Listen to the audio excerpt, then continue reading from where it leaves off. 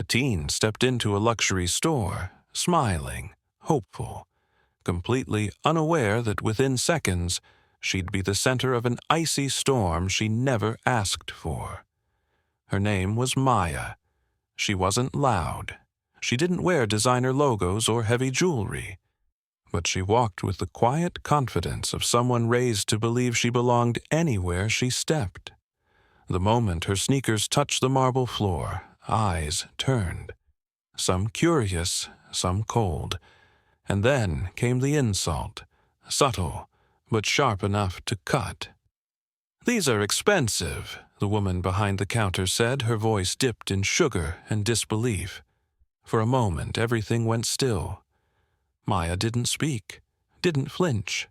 The chandeliers above sparkled like stars, but somehow, not a single light reached the corner where Maya stood. Comment where you're watching from, because what you're about to witness happens everywhere. And what Maya did next silenced the entire store. Maya was 17, but there was something in her eyes that made her seem older, not tired, wise. The kind of wisdom that came from growing up on the edge of spaces never made for you, but learning to enter them anyway. She stood just outside the glass doors of the boutique, her reflection merging with the pristine world inside. Sleek shelves, polished glass, handbags that cost more than rent. Her fingers curled slightly at her sides. Her mother's voice echoed in her mind. "Walk like you belong, even if they try to tell you otherwise." With a steady breath, she stepped in. The shift was almost imperceptible. The store was quiet, wrapped in the kind of silence that feels curated, like background music too elegant to hum along to.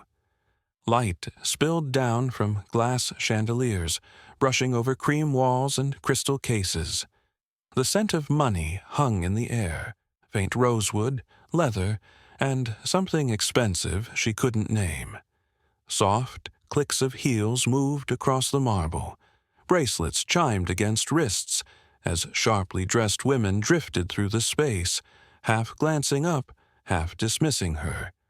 Maya didn't shrink. She walked slowly, deliberately, her eyes absorbing the displays, not with awe, but curiosity.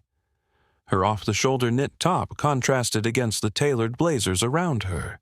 Her jeans weren't designer, but they hugged her frame with a kind of defiance.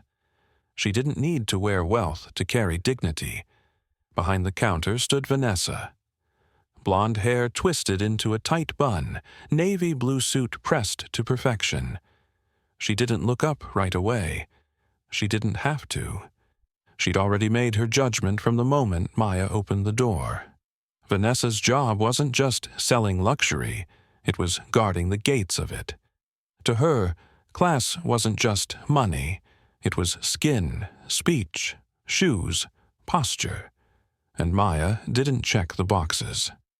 Her eyes flicked up briefly, scanning the girl with a glance so quick it felt rehearsed. Maya stopped at a glass case, her hands clasped behind her back. She tilted her head, studying a small ivory purse on display, more curious than coveting. But the pause she made before entering lingered in her. She wasn't sure if she belonged, not really. The boutique looked like a world designed to reject her softly, with polished words and elegant distance. And yet, here she stood, breathing in its chill, trying not to flinch. Vanessa adjusted a ring on her finger and stepped forward, lips curved in the kind of smile that doesn't reach the eyes. It wasn't what she said that pierced first. It was what she believed before Maya even opened her mouth.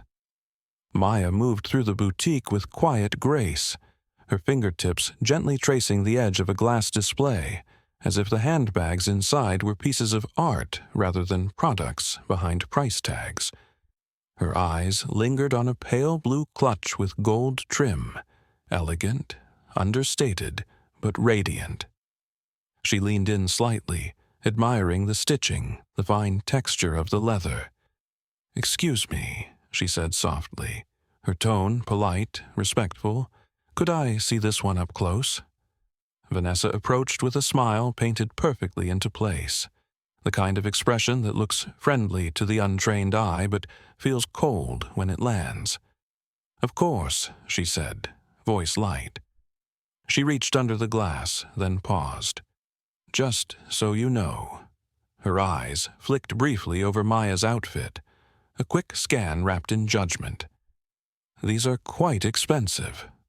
The words slipped out smoothly, coated in silk but sharpened like a blade. Maya blinked, absorbing the weight behind them. Then, with a steady breath, she replied, "I know. That's why I'm here." The tension was so quiet it almost went unnoticed. A nearby employee glanced over, then looked away. A woman, walking past, slowed slightly, her hand tightening on the strap of her purse. Maya stood still, trying not to let the small tremble in her chest show. Her mother had taught her to speak with dignity, to never beg for space that already belonged to her. But inside, the crack had formed. Doubt, shame, anger. She pushed it down. Vanessa stepped back, folding her arms with practiced casualness.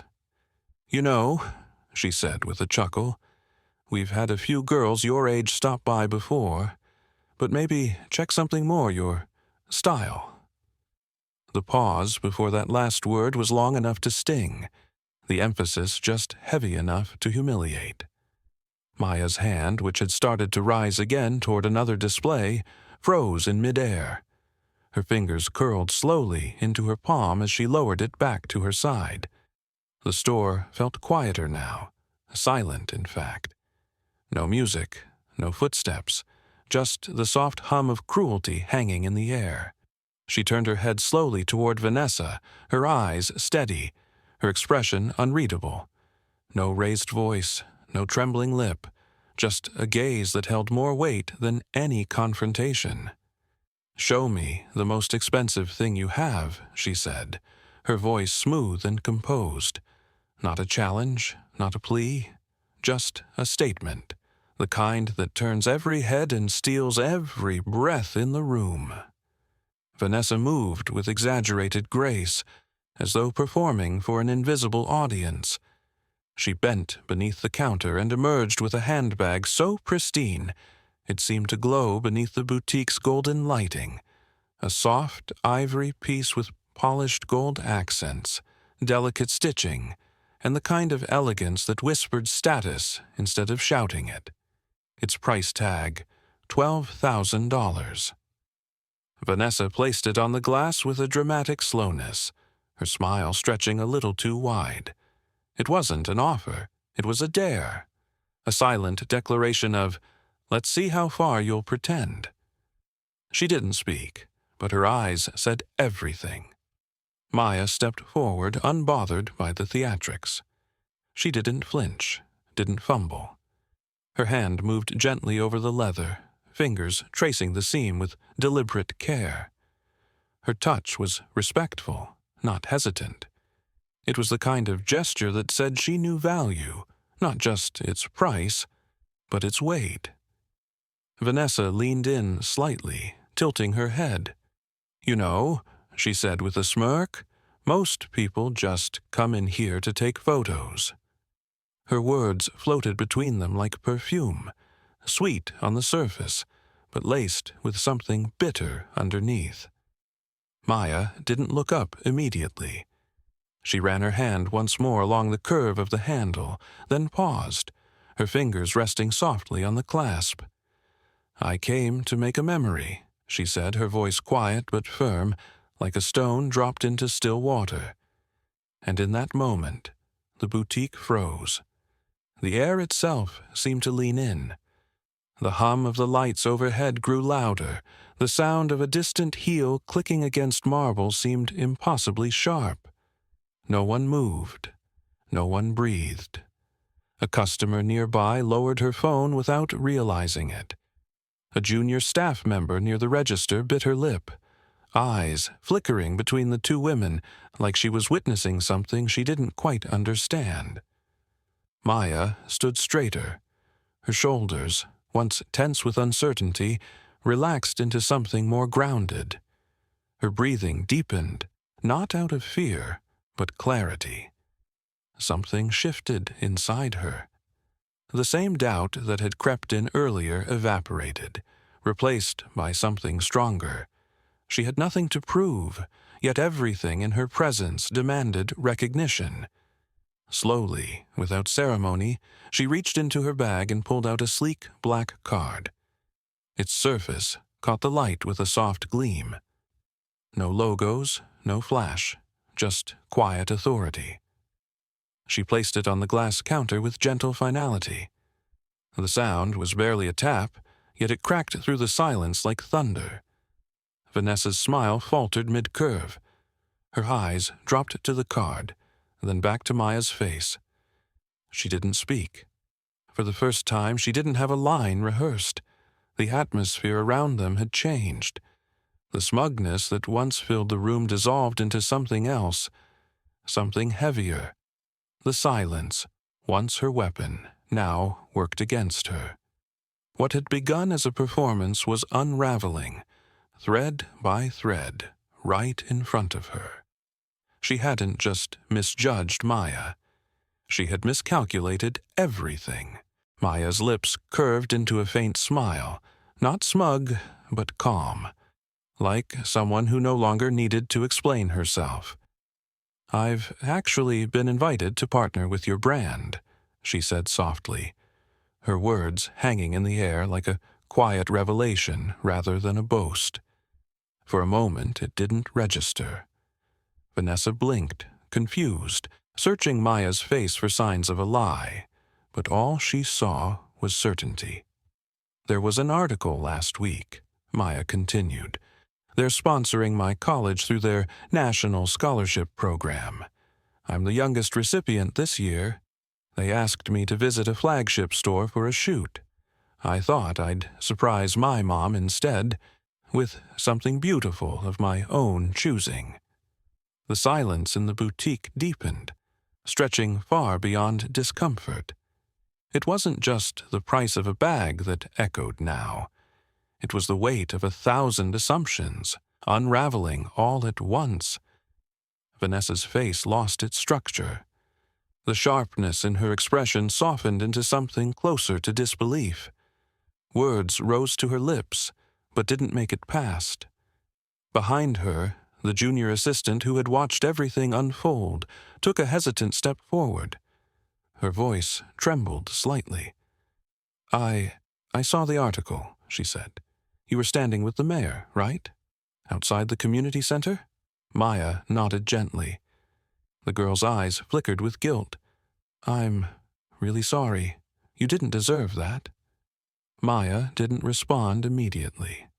Her eyes swept slowly around the boutique, pausing on the chandeliers, the glimmering glass, the carefully arranged displays.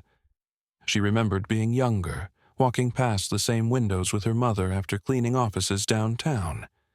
They would stop sometimes, just for a minute, and to stare through the glass and imagine. Her mother would whisper, "Dream with your eyes open, baby." And Maya had.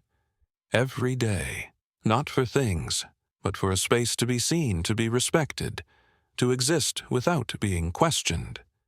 Now, she wasn't just walking through the store.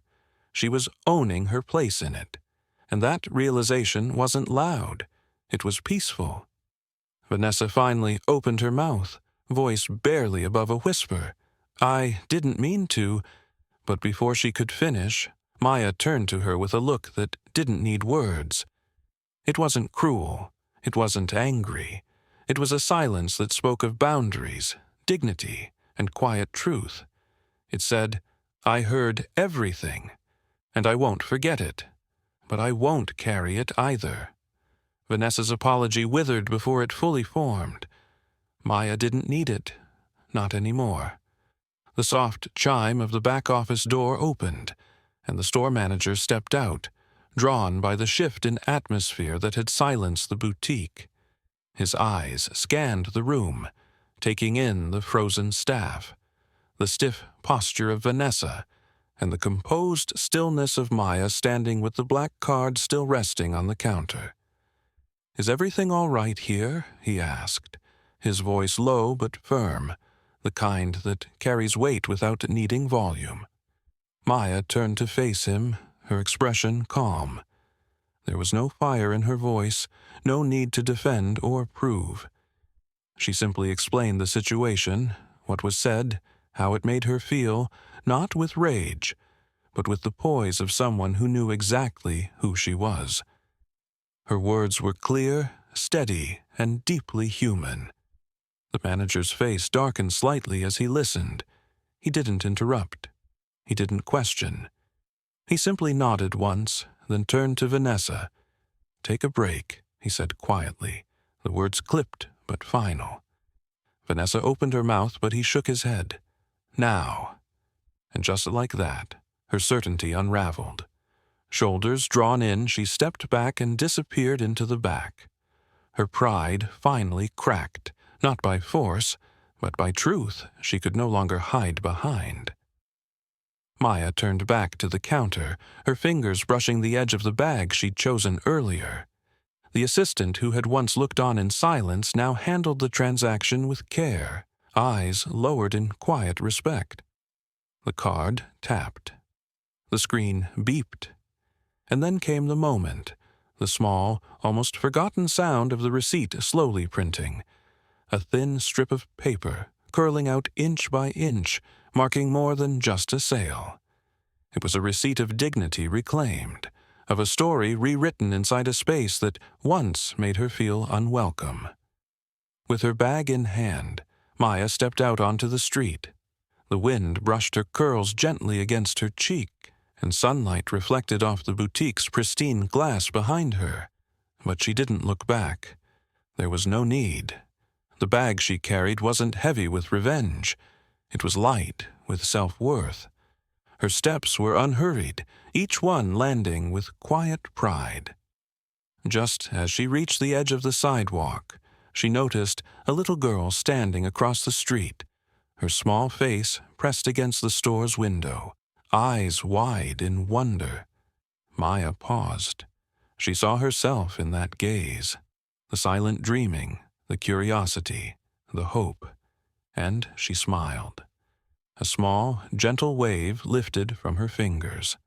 The girl blinked, then waved back shyly before her mother tugged her away. Maya stood still for a moment, letting that image linger in her heart. She thought of her mother, how they used to pass this very block at sunset, how her mother's words stitched themselves into her spirit. "You don't need to shout to be heard. Walk like you belong, baby, even if they try to tell you otherwise." And now, as the breeze stirred the hem of her shirt and the city moved around her, Maya understood something deeper. Real power doesn't demand attention. It owns the moment quietly. It walks with grace through doors that once tried to close. You don't have to raise your voice when you already know your worth. She didn't prove herself to the world. She reminded the world to look again. Maya's story wasn't about a purchase. It was about presence, about dignity, and the quiet power of walking into a space that was never meant for you, and claiming it without apology. In a world quick to judge by clothes, color, or credit cards, she stood still, spoke softly, and let her truth do the speaking. Have you ever been judged before you spoke a word? Have you ever felt eyes scan you not with interest, but assumption? Maya's story is a reminder to pause, to reconsider, and most of all, to never let someone else decide your value. Share this if you believe dignity doesn't come with a price tag. Comment where you're watching from. We want to know your story too. And follow for more real, inspiring moments like this one. Thank you for watching. See you next time for a story that speaks louder than words,